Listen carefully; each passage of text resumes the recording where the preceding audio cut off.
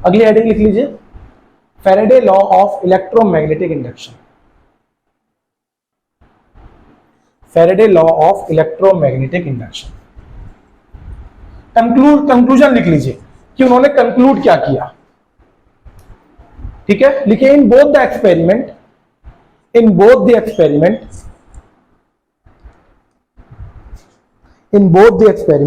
there is a change in magnetic flux linked with the coil.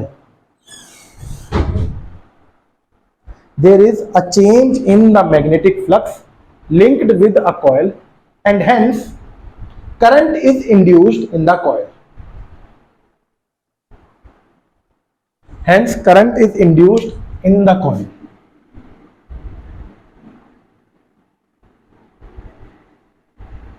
बेटा हमें electric flux के बारे में जानकारी है। क्या होता है इलेक्ट्रिक फ्लक्स? याद हो तो phi E is equal to E dot A.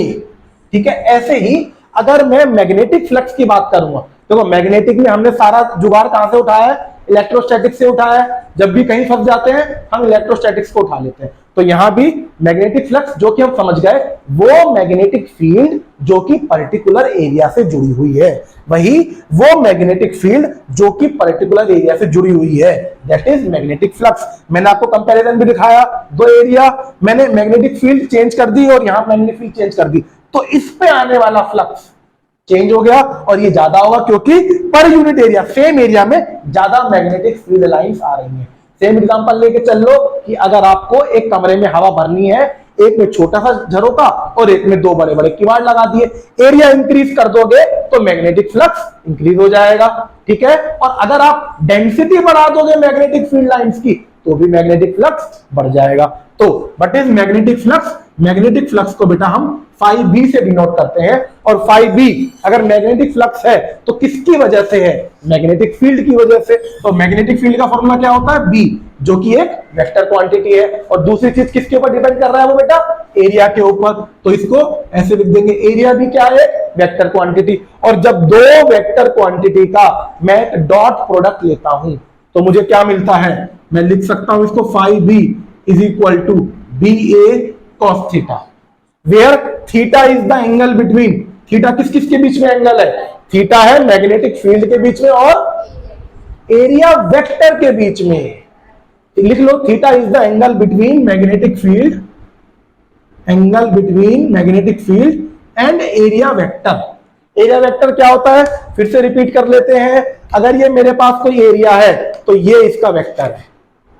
ठीक है, क्लियर है बात? इसको देखो समझ लेते हैं एक बार फिर से। देखो ये मेरे पास कोई एक पर्टिकुलर एरिया है बेटी, सारे सामने देखो, ये मेरे पास कोई पर्टिकुलर एरिया है और यहां से मेरे पास यूनिफॉर्म मैग्नेटिक फील्ड लाइंस चली आ रही है। ठीक है, तो इस एरिया पे कितनी मैग्नेटिक फील्ड लाइंस लिंक्ड है वो मेरा मैग्नेटिक फ्लक्स बता रहा है। ठीक है, ये ऐसे। अब मैंने इस एरिया को ऐसे टिल्ट कर दिया, इस एरिया को ऐसे टिल्ट कर दिया। टिल्ट करने से क्या हो रहा है? जो मैग्नेटिक फील्ड लाइंस है इंक्रीज होंगी, रिड्यूस होगी?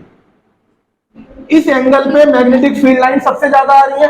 अब इसी एरिया को अगर मैंने ऐसे टिल्ट कर दिया तो सोचो, जो ये वाली लाइनें हैं तो सीधी निकल गई, ये भी सीधी निकल गई, इसको तो उस मैग्नेटिक फील्ड का असर मिला ही नहीं, और असर मिला नहीं तो इसका मैग्नेटिक फ्लक्स कम हो गया। तो जब भी हम किसी एंगल के ऊपर, ध्यान से समझना, जब भी हम किसी एंगल के ऊपर अपने एरिया को रखते हैं तो मैग्नेटिक फ्लक्स आपका रिड्यूस हो जाता है। तो सवाल यह पूछा जाता है, किस एंगल पे मैग्नेटिक फ्लक्स सबसे मैक्सिमम होगा?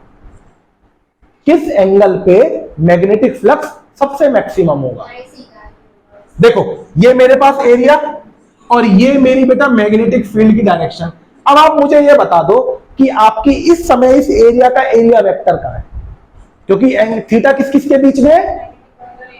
तो ये बेटा इसका, अगर ये एरिया है तो ये इसका एरिया वेक्टर है।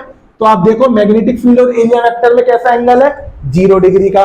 इस 0 डिग्री को यहां पुट कर दो, phi B is equal to B A cos 0 degree क्या होता है? 1, कॉस 0 होता है 1। तो फ्लक्स मैक्सिमम कम हुआ जब एरिया वेक्टर और मैग्नेटिक फील्ड का एंगल कितना है? 0 डिग्री। तो इसीलिए ये कंडीशन सबसे अच्छी है जब अगर आपको मैक्सिमम मैग्नेटिक फ्लक्स चाहिए। तो अब ये cos थीटा हमारे फॉर्मूले में कहां से आया? अब मैंने इसको जैसे कि बेटा यहां पे इलेक्ट्रिक फ्लक्स की बात नहीं कर रहे बेटी, थोड़े नींद से जागो जागो जागो। किस चीज की बात कर रहे हैं? तो इलेक्ट्रिक फ्लक्स कहां से आ गया यार? Magnetic flux, electric flux. तो अब देखो ये हमारे फॉर्मूले में cos थीटा कहां से आया? मान लो कि मैंने अपने किसी एरिया को थीटा डिग्री पे जो कि मैंने दिखाया था, मैंने उसको डिक्लाइन कर दिया है, ठीक है। अगर ये एरिया है तो एरिया कैसी क्वांटिटी है बेटा? मेरे पास एक वेक्टर क्वांटिटी है, और अगर उसके वो एक वेक्टर क्वांटिटी है तो मैं वेक्टर क्वांटिटी के हमेशा दो कंपोनेंट बना सकता हूं। तो अगर ये थीटा है और इसके एक पैरेलल लाइन डाल लूंगा तो ये एंगल भी बेटा थीटा हो जाएगा, ठीक है। ये थीटा, इसके साथ वाला ये कंपोनेंट हो जाएगा ए cos थीटा, और ये वाला जो कंपोनेंट हो जाएगा वो हो जाएगा ए sin थीटा। अब आप ध्यान से देखो, ये है इसका ए sin theta. Magnetic field line किसको मिल रही है? ए sin थीटा को या ए cos थीटा को? सामने देखो, मैग्नेटिक फील्ड लाइंस देखो, ए sin थीटा ऐसे खड़ा है और ए cos थीटा ऐसे खड़ा है। मैग्नेटिक फील्ड लाइन ऐसे आ रही है, तो किसको मिल रही है? ए sin थीटा को, ए cos थीटा को? अब ए cos थीटा को मिल रही है, इसलिए फॉर्मूला में हमने यहाँ पे बी ए cos थीटा लगा रखा है। ये चीज मैंने कहानी इलेक्ट्रिक फ्लक्स में भी समझाई थी, but this is now magnetic flux. समझ में आया? लिखिए, व्हाट इज मैग्नेटिक फ्लक्स? बहुत सिंपल सी डेफिनेशन है।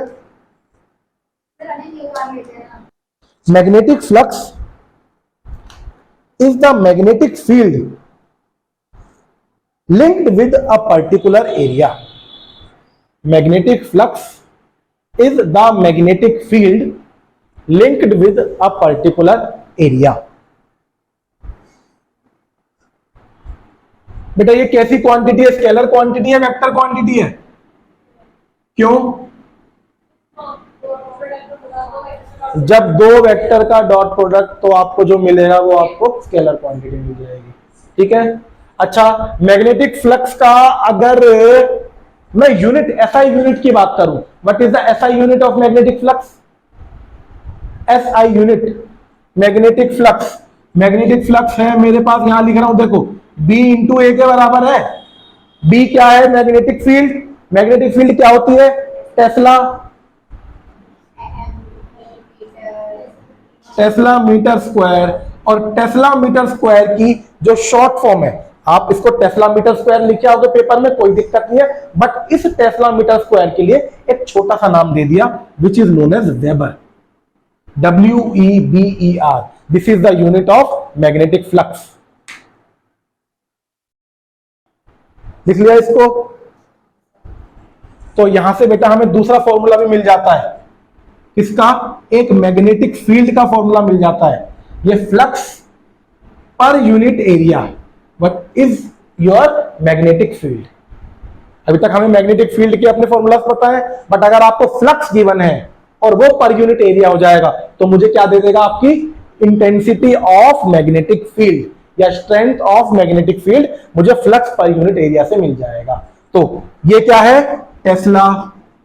तो tesla is equal to weber per metre square. ये आपके लिए टेस्ला की एक दूसरी यूनिट भी आ गई, ठीक है। ये कन्वर्जन है बेटा, कहीं ना कहीं पूरे पेपर में एक मार्क्स की किसी ना किसी चैप्टर में से ऐसे ड्रामे वाली जरूर पूछी जाती है। अब वो कौन से चैप्टर में से आए वो तुम्हारा अपना लक है, तुम्हें आती भी आ रही है, उसमें बेजा फ्राई हो जाएगा, ठीक है बेटा। जैसे कि फ्लक्स अब क्या है मेरे पास, अब हम स्पेशली फ्लक्स की बात करने वाले हैं 2-3 मिनट के लिए। ये चीज समझ में आ गया था कि आपका इलेक्ट्रोमैग्नेटिक इंडक्शन क्या है। अब फ्लक्स क्या है बेटा? जैसे कि आपका इलेक्ट्रिक फ्लक्स था, गॉस थ्योरम में हमने क्या करा था? एक क्लोज्ड सरफेस के लिए निकाला था। जैसे मेरे को एक सेकंड दो, फ्लक्स सेम टू सेम वैसे उसको हम एप्लीकेट करने की कोशिश करेंगे। देखो, इसके लिए हमने क्या कहा था? यहां से कहीं से सोर्स आ रहा है, किसका? इलेक्ट्रिक फील्ड का, और ये इस पर्टिकुलर छोटे से सरफेस के लिए निकाल रहे हैं। याद आया आपको फ्लक्स की बेटा? तो हमने क्या करा था? इसका एरिया वेक्टर निकाला था और यहां पे हमने इसका इलेक्ट्रिक फ्लक्स कैलकुलेट कर लिया था इस एरिया के लिए। और इस पूरे सरफेस को निकालने के लिए हमने क्या इस्तेमाल किया? कैलकुलस का इस्तेमाल किया, इसको इंटीग्रेट किया। ऐसे ही अगर मेरे पास कोई एक बॉडी है या कोई मेरे पास एक नॉन यूनिफॉर्म बॉडी है जिसकी एक पर्टिकुलर शेप नहीं है, इस शेप के लिए तो फ्लक्स निकालना इजी है क्योंकि ये एक जो भी सरफेस होगा उसका एरिया मेरे को डिजायरेबल है। बट जिसके एरिया मुझे गिवन नहीं हो उस केस में फ्लक्स क्या हो जाता है? अभी तो फ्लक्स आपका किसके बराबर है? B इंटू ए के बराबर है, ठीक है। बट एक्चुअली में जब हम अपना कैलकुलस या फिजिक्स का इस्तेमाल करेंगे अनइवन बॉडीज के लिए, जो फ्लक्स की वैल्यू हो जाती है वो हो जाती है बेटा flux phi B is equal to integration of B dot D. याद आया? ऐसे करते हैं, उसको हम इंटीग्रेट करेंगे। इंटीग्रेट जब जाके करेंगे कि जब मेरी मैग्नेटिक फील्ड और उनका थीटा कांस्टेंट हो जाए और फिर डीए को हम इंटीग्रेट कर देंगे, हम उसका फ्लक्स कैलकुलेट कर सकते हैं, ठीक है। ऐसे तो हमने इलेक्ट्रिक फील्ड वाले चैप्टर में भी किया था। तो ये आपका फ्लक्स किस चीज के लिए है? अनइवन सरफेसेस के लिए। लिख लीजिए magnetic flux for uneven surfaces. अगला आपसे पूछा है magnetic flux for a closed surface. अगर मेरे पास कोई एक क्लोज्ड सरफेस है उसका मैग्नेटिक फ्लक्स कितना होगा? ये बी है, ये आपका एरिया वेक्टर है, ठीक है। तो इस केस में आपका मैग्नेटिक फ्लक्स कितना होगा? लेट्स सपोज ये आपका क्लोज्ड सरफेस है, ये क्लोज्ड सरफेस है। इस क्लोज्ड सरफेस के लिए आने वाला मैग्नेटिक फ्लक्स मतलब कि इस सरफेस का जितना भी एरिया है उससे कितनी मैग्नेटिक फील्ड लाइंस जुड़ी हुई है वो इसका मैग्नेटिक फ्लक्स है। तो किसी भी क्लोज्ड सरफेस के लिए मैग्नेटिक फ्लक्स के लिए भी हम क्लोज इंटीग्रल ले लेते हैं which is equal to B dot D A. ये फ्लक्स हो जाएगा आपके, ये हो गया magnetic flux for a close surface. उसमें हम ये क्लोज इंटीग्रल लगा देते हैं ना, ठीक है। नोट डाउन कर लीजिए इसको। इसकी डिटेलिंग इसलिए नहीं कर रहा हूं, बस इसको कनेक्ट करवा रहा हूं इलेक्ट्रिक फील्ड वाले चैप्टर में जो जो टॉपिक करे थे, ठीक है ना। और मुझे लगता नहीं है सेम चीजें है तो उसको दोबारा से वैसे ही इंट्रोड्यूस डिराइव करी जाए। क्लियर?